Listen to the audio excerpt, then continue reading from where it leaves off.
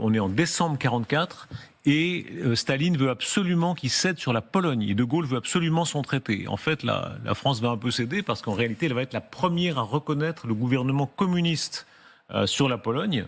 Après, les autres vont faire pareil, mais enfin, la France va être la première.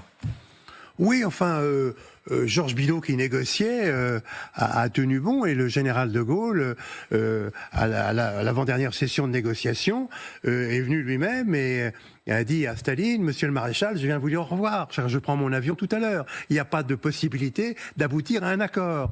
Et Staline a canné. Notamment sur le fait que De Gaulle voulait un accord en fait de coopération avec la Russie.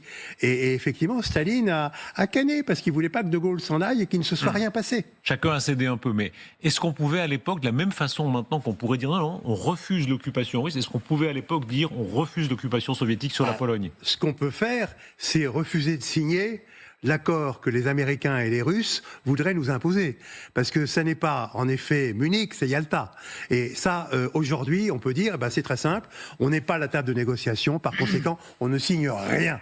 Et par conséquent, le traité ne pourrait pas s'appliquer. En fait, c'est Munich et Yalta, parce que Yalta pour évidemment les zones d'influence, la Russie qui récupérerait l'Ukraine, et Munich dans le sens où par la suite, Vladimir Poutine va continuer.